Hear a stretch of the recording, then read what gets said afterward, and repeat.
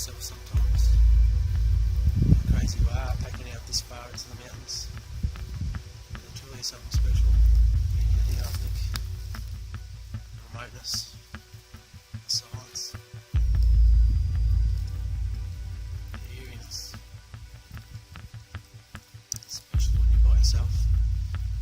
There's no doubt it'd be a bit more fun if you had someone else accompany you.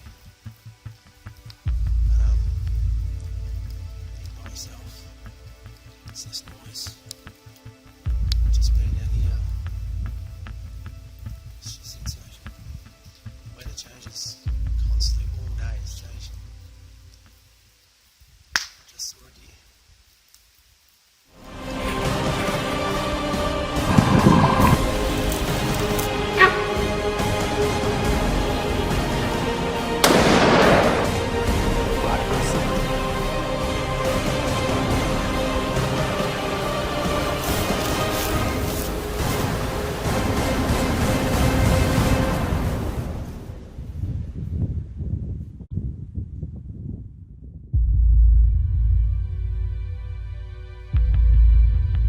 The springtime months of the year are a truly beautiful time to be in the mountains. The warming temperatures bring an end to the snow, and the streams and rivers begin to flow at their peak. This is also one of the times of year when the Sambar stags forget about their safety and are out chasing the hinds. With the snow melted, sneaking in behind the gates is a great way to surprise any deer that have been left alone for the winter. Well, today is the 25th of October.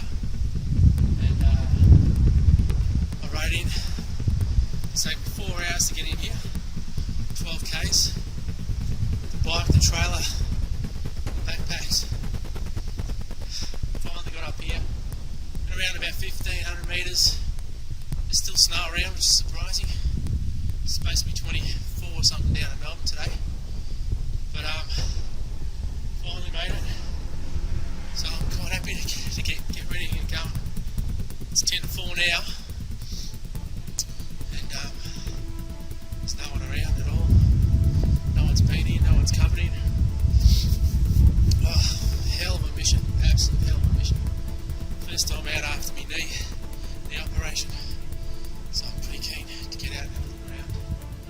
So nice. Let's do it.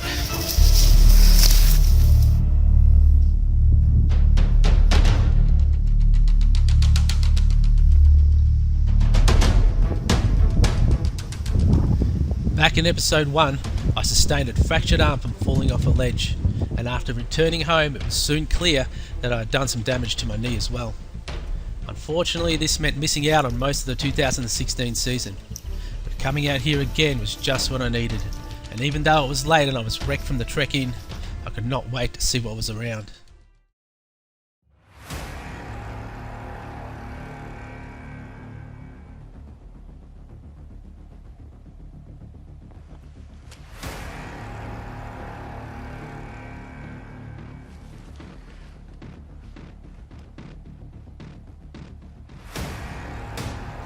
To my surprise, I immediately locked onto some deer browsing a small plain on top of a bluff. They were directly 800 metres across the valley from where I was sitting, and grazing at about 1300 metres high. 2 hinds, 1 spiker, and a stag with around 20-inch antlers.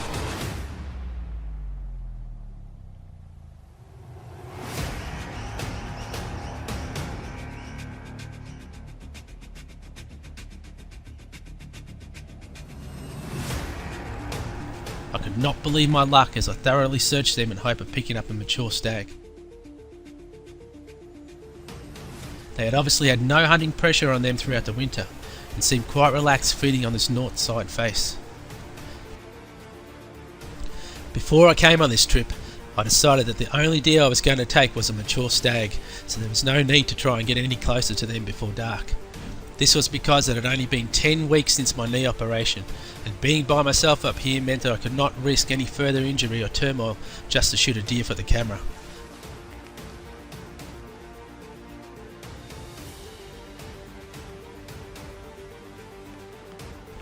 It was great to watch the deer from up here, especially the stag that was courting the female, as they usually do at this time of the year.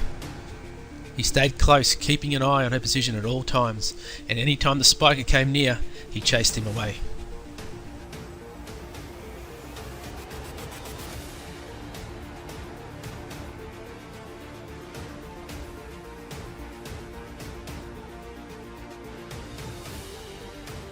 I sat and watched these deer until the sun went down, but unfortunately no mature stags appeared.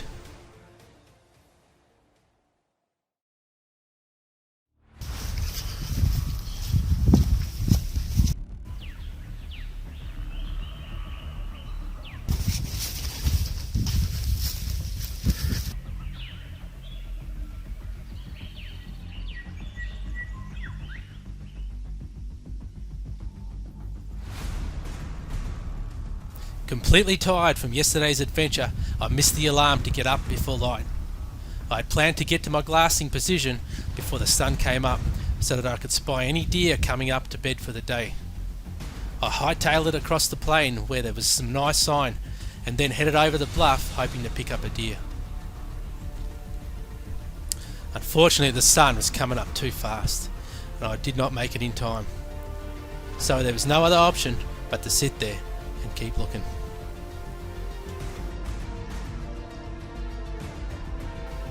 I could not believe my luck when later in the morning, much later than I would have thought, the deer started appearing.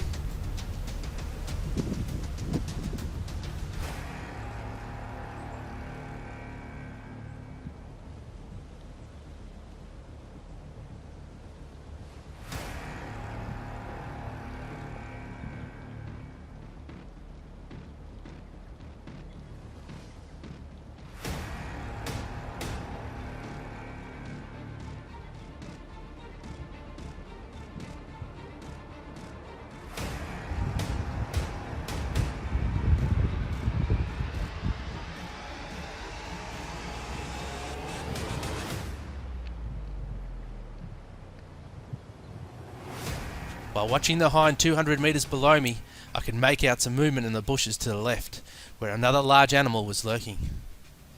I knew he was a stag, but I just couldn't make out his tops.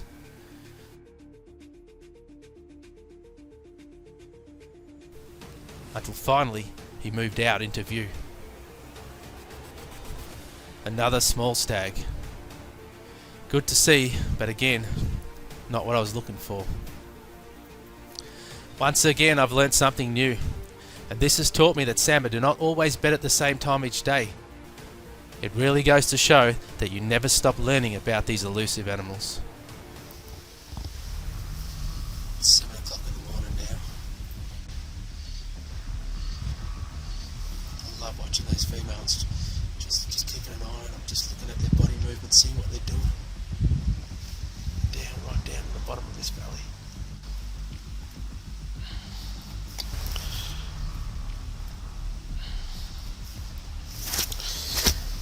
She'll always point out where the stag is. Just keep an eye on them. Keep looking at where they're going, what they're looking at. The ears pop up. They're looking around. They're looking towards where the stag is.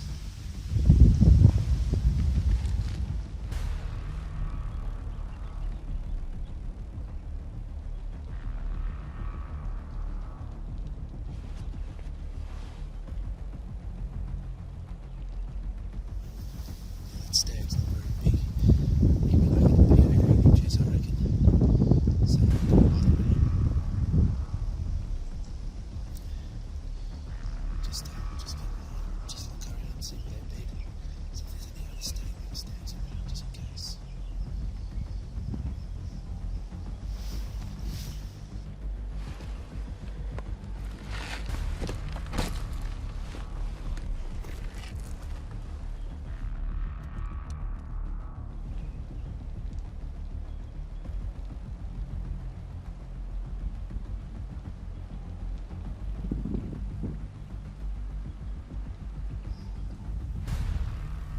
Seen 5 deer so far. There's 2 that I've showed you, and another 3 that were really far away. It's too far to video them. They would have been almost a kilometre away. The rangefinder wouldn't pick them up. But to see those deer required some serious effort. Some intense frustration when you don't find what you're looking for. Just not content in putting in the effort to climb hundreds of metres down cliffs to get a small stag. Has to be something decent.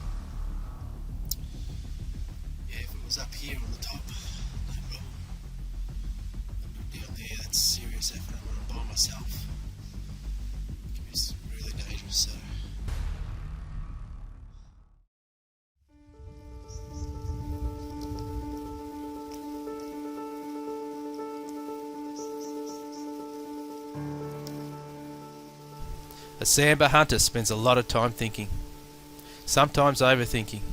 The thought of nailing that once-in-a-lifetime stag keeps playing on your mind, and you're constantly trying to work out what you could do better to find one. Sitting by the fire in the afternoon, I was becoming really frustrated, not being able to find what I was looking for after all the effort I'd put in. But, on the other hand, I was up here in the mountains, and I'd already located more deer than I thought I would, so I couldn't complain about that.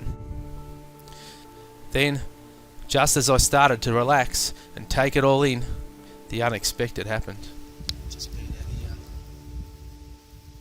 It's just weather changes constantly all day. It's changing. Just saw a deer. I just saw a hind just across the plain. See across the plain, XP. Hind just crossed that plain. So there's a chance that we'll get a stag trailing, so go get the gun down there now. Time, it's strange, 3:50 in the afternoon. Came out, maybe I think there's a bit of rain coming out, I think. Getting a bit cold, that's changed again. It was warm as this morning now, this southwesterly's come through. Go and have a look, see what we find. Well, that was a little hind. It crossed over before. There's no stags or anything around, but it just took off back across there. Just crossed straight across. I saw it jumping in and out because it's all deep, marshy, boggy ground over there. I tried to walk through it just before. It's just no chance.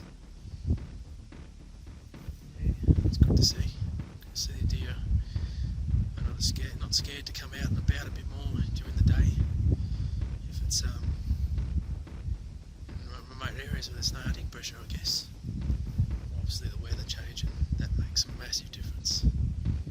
Every time the weather changes, it goes cold, especially when it starts raining. The deer will come in early.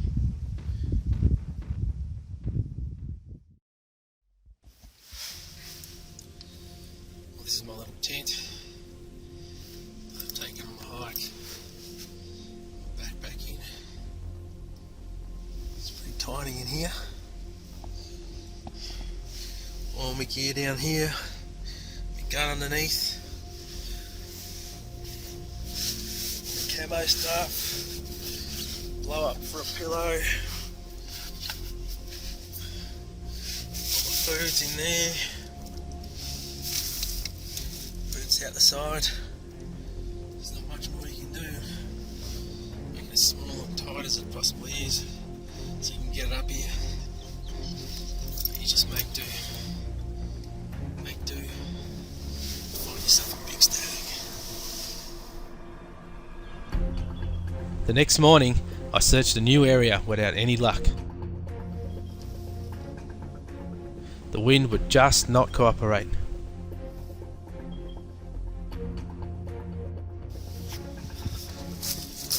This morning early, it was dark.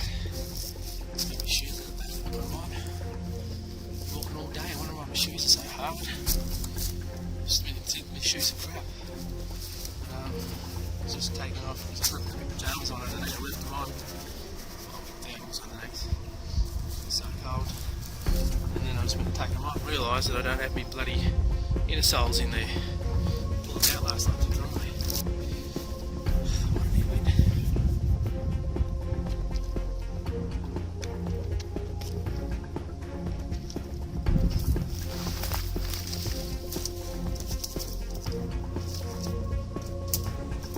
Moving on, I decided to spend the rest of the day following an old fire trail which headed down into the montane forest below.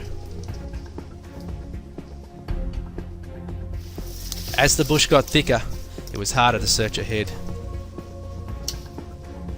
Since the deer would have been bedded up at this time of the afternoon, I decided to just look for tracks and droppings and try and hopefully locate some mature stag prints. Even though there was not much wind down here, there was not much to be seen on this side of the mountain either. I stocked up with water and headed back to camp to call it a day.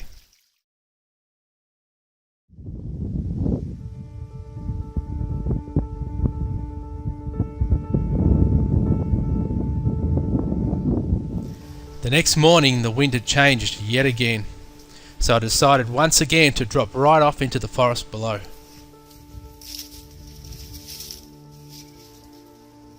Once I got below 800 metres, the sign became really promising.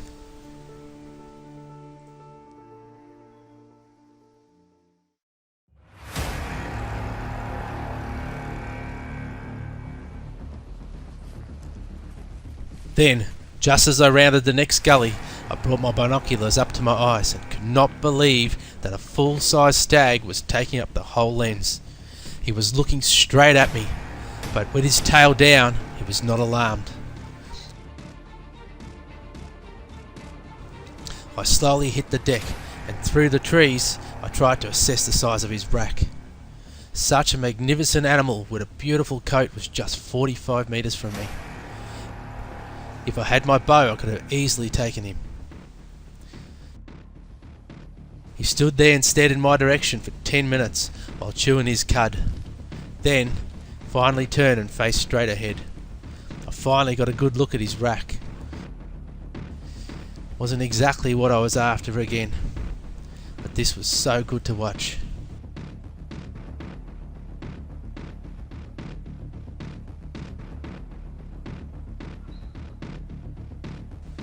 Slowly, a few other deer started appearing, and I was looking around in hope of seeing another mature animal.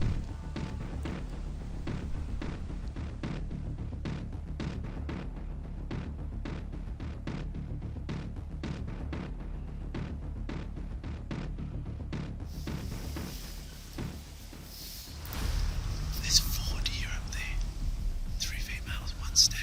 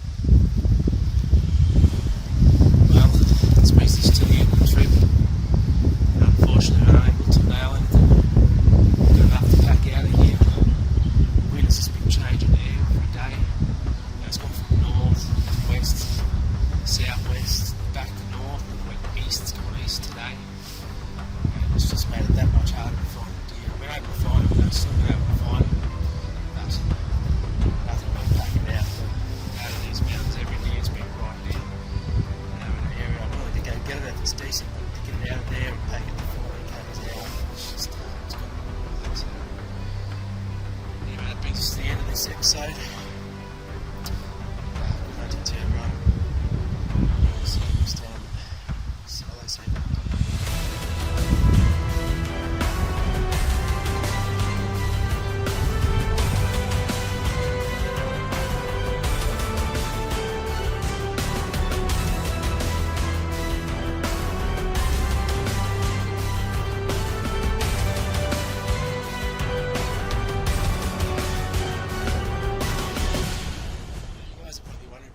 This guy just shoot one of those deer. Well, to me, it's not all about just hunting, just shooting the deer. There's a lot more to it. The hunt is more what I like to do. So, being out there, finding the deer, tracking them, looking for them, that's where the excitement is. You know, killing the deer is, you know, I could have shot all those deer we saw on this trip. And also up here, there's not that many deer. You know. On the lower areas, you know, under 600 metres down towards the towns and stuff, there's a lot of deer. And in all honestly, all young blokes starting out, you know, that'd be the area where you want to go to, look at those close areas, close to the towns where people are getting annoyed by the deer. And, you know, there are a lot of them in those areas. And you just need to get in there and find them. Up here, they're really scarce, but I just love being up here, so that's why I end up coming up here. You haven't seen me shoot much yet or anything big yet. You know, it's really hard to find. It's not that easy to find anything up here, but part of the thing is this is kind of my second home. I've always loved coming up here, and that's why I come up here. Yeah, so you're probably also wondering why does he always wear that stupid looking bloody beanie that looks like it's just been pulled off his grandma's teapot? Well, number one, it's orange, so people can see it. Number two, it's wool, it's really warm. And number three, it's comfortable. So that's why I wear it. And that goes with all your clothes, you know. You want to be comfortable, you want your layering, and to make sure that you don't get cold, you don't get hot.